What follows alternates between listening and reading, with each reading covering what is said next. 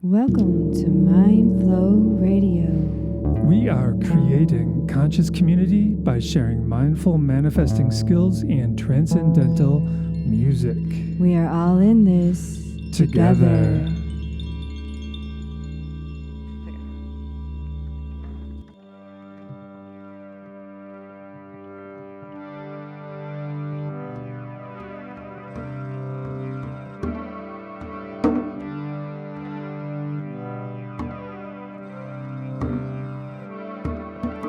The earth goes around again, loving, living in a hand, satisfaction guaranteed, when old beliefs are all freed.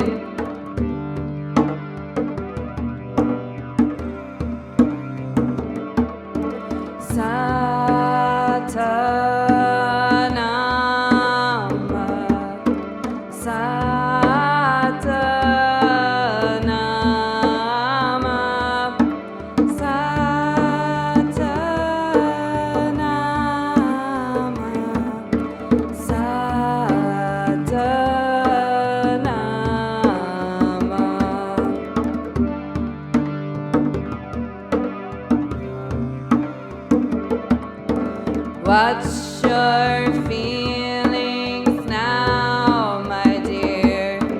Feelings are the way you steer. Happiness is how we play. Feeling lost now, find your way.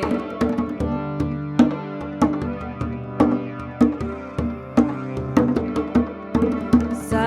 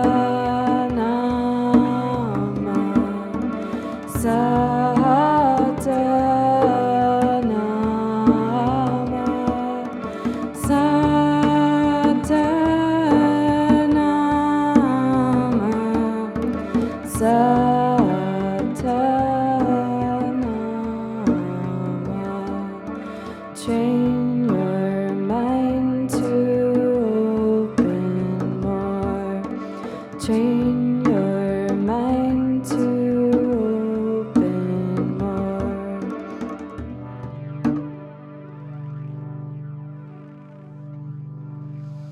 Train your mind to open more.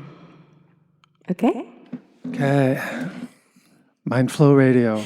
Mindflow Radio. She's Jaylyn. And he's Monte. And here we are. Here we are. The eternal present moment. Yeah. Really. I'm good with that. Are you good with that? Yeah. So we wanted to share a little bit today about trauma, the shared experience of trauma, and our desire to have a shared experience in healing and having the focus on healing. Yeah. I mean, and as far as trauma goes, humanity has been swamped or hammered with trauma. Mm-hmm. You know, from the get-go. Imagine how much trauma cave people went through. Yeah. You know, imagine how much trauma people went through in the, the 1200s or something. I mean, there's just been a lot of trauma throughout our history. Yeah. And it continues today. It's just been handed down from generation. I mean, in a sense. It is literally handed down generation to generation. It's handed down while the baby is in the womb. Yeah, and the trauma is, we're taking a class in trauma right now with Gabor Mate, who's really a wonderful human being, I want to say, and just a great teacher and one of the finest living teachers, I believe. He's a guru in some ways. You know, I would say Gabor Mate, he went through a lot of trauma. He was a baby, and he was a Jewish baby in Hungary during World War II, and his dad got taken away, and his grandparents got killed, and just all the stress and the bombs dropping, and et cetera, et cetera. And he is teaching now, and he's a very dedicated teacher, and he's just has a lot of wisdom, and love, I think. Yeah, you can see the love in his eyes. It's very amazing. He really, truly does not judge, and he's really gotten the non-judgment down.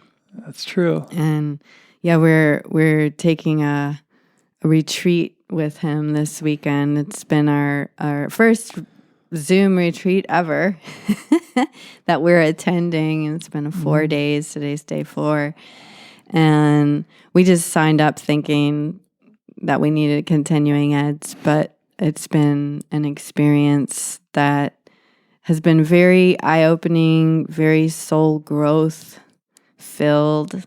Yeah. I know it has been for me. Has it been for you? Yeah. Yeah. Cool. Well, I love Gabor Mate, just his energy and his message. And I agree with 99% of what he says. Yeah.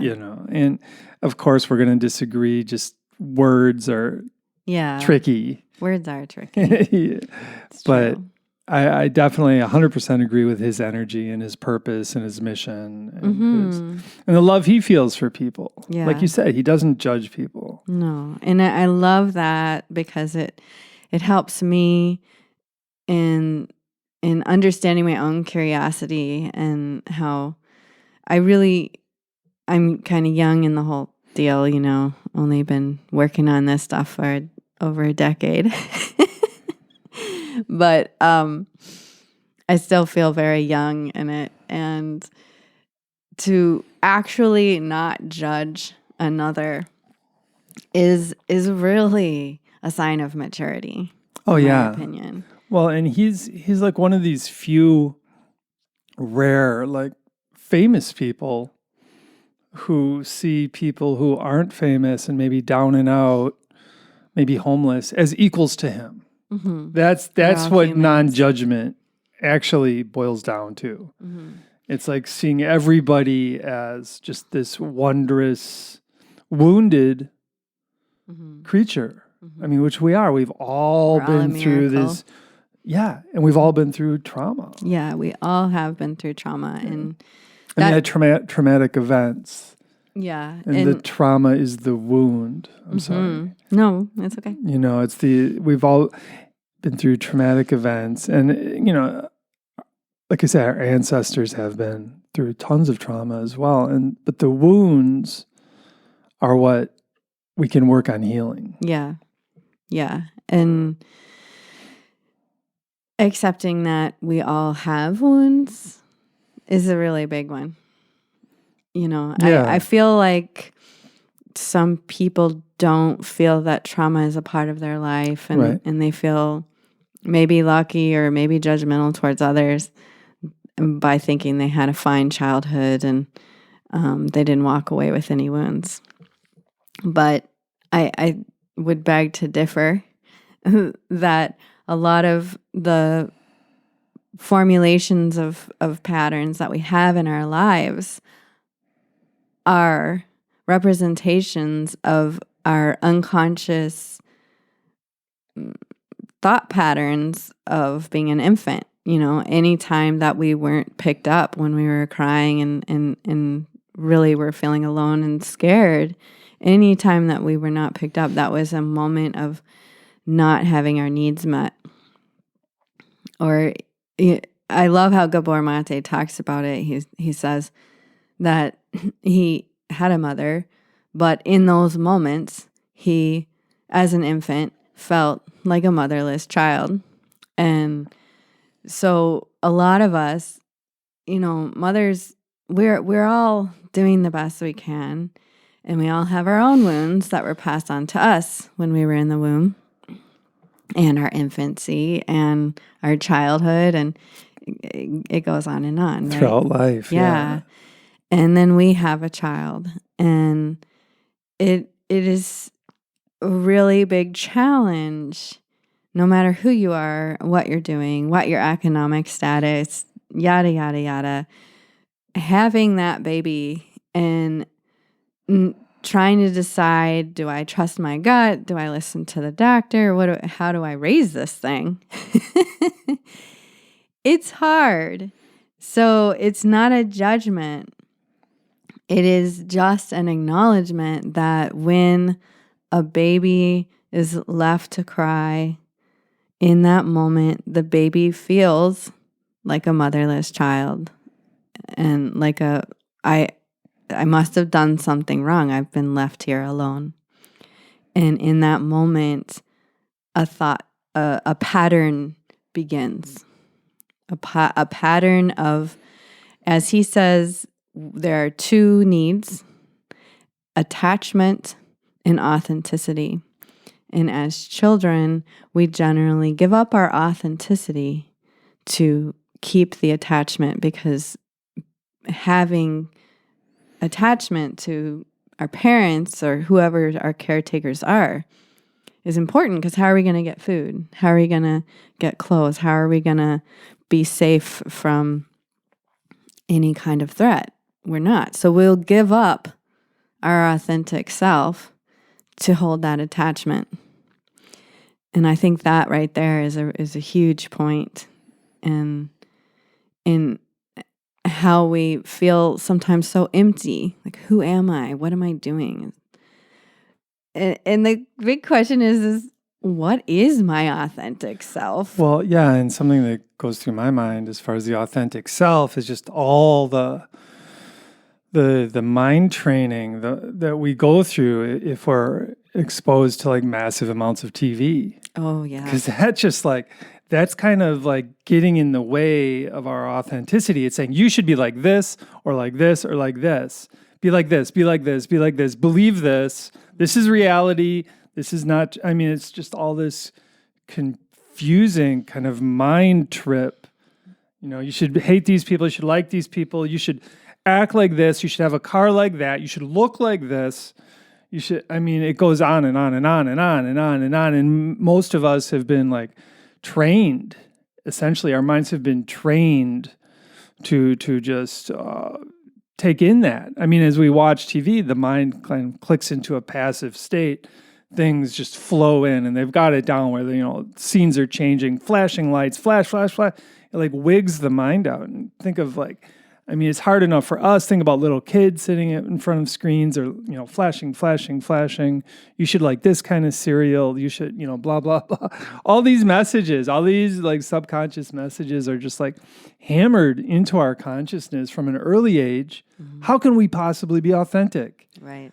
I mean, there are like so layers of just like reprogramming ourselves. Yeah. Right? And that's where the yoga comes in. Mm-hmm. That's where the Tai Chi comes in. Or even just going and sitting outside without your phone, without any kind of distraction other than you observing the world around you. Yeah. And how many of us do that? Especially these days. Without the phone, not taking a picture, not looking at anything going on other than the tree swaying. These moments are times to reset. Right. Or even when you're inside, just having the screens off. Yeah. I mean, instead of having that screen constantly on, take breaks from it. Mm-hmm. Work with your breathing, work with posture, whether you're inside or outside. Just try and find moments of silence in your mind instead of this constant need to just ingest more and more information. Mm-hmm. We're dealing with the information overload. Yeah. Information and misinformation, and our minds don't know what to do with it. Yeah. So we just kind of like get stunned. And many people just go with the status quo, just go with the herd mentality because we're stunned. We can't think for ourselves. We're stunned, which kind of puts us into a survival mode, which is, what is everyone else doing to survive? So it puts us into the herd mentality automatically just because it's like running from a tiger, but it's not. It's running from the spinning mind. We're running from this. Yeah, and we just want more information. I mean, because you think of it, when you turn the screens off and everything, and your mind is just like agitated and rolling, and you seek. It's uncomfortable. Yeah, it doesn't feel good. You want stillness, so what do? You look at the screen some more. Because that gives you a moment of stillness, but then you're caught in that cycle. It's like it is a drug. By the way, it really is a drug. Let's not pretend it's not a drug. And I'm talking for kids, for everybody. Mm-hmm. It's a drug, and we need to be moderate with that drug, just like with all drugs. Yeah. Well, it's not, it is meant for a recreational drug at this point, but drugs are generally not good as recreational drugs. Like if you think about medications, you take them one time a day or whatever. I luckily am not on any medications, but for anyone who is, they know that there's so many times per day. If you used your phone as a tool, even listening to this has got lots of tools in it. And so it's informational, it's educational, it's helping you wake up your brain. So choosing what you're listening to, what is your philosophy about using this drug we call media or screen time, Yeah. It choose wisely. Yeah, push back against it. Yeah. Push back, and even when it's uncomfortable, try and take breaks from it. Mm-hmm. And it is a double-edged sword. It's great. We're able to communicate with each other and connect with people all around the world, and that's tremendous, and it's going to lead to it's going to be an important part of our evolution. But we need to learn how to handle it and not be exploited by it. Yeah. Either. Because that's the thing. Essentially, I feel like a lot of my life, at least, I was exploited by the media. Just messages coming in, trying to sell me stuff, trying to tell me how to do, trying to tell me to be insecure, whatever. So I buy stuff, right? Buy your happiness. That's kind of the buy your happiness and dislike all these types of people. That's the media. It's like, whoa, wait a minute. I don't need that anymore. Mm-hmm. But it's a double-edged sword. it's amazing that we can talk to somebody and look at their face and they're around the world and we can have a conversation with them. And that's absolutely. so cool. I'm so grateful for that. There's some great ways that we can utilize this tool. Yeah. I mean, we can get involved. Another way we can use it proactively is we could get involved with cryptocurrency, for example. That's through the screen. And it's a digital form of currency. Yeah, it is. And it's most likely going to change the world. Oh, it is changing the world right now as we speak. Blockchain is going to change the world. Blockchain is definitely changing the world. I just wanted to share that the show that you just heard was our best attempt at going with the flow of technical difficulties. We recorded that show twice because I forgot to hit a specific button. It wasn't the record button, but I did forget to push it, and therefore it didn't work. And then the next attempt was cut short when the camera died.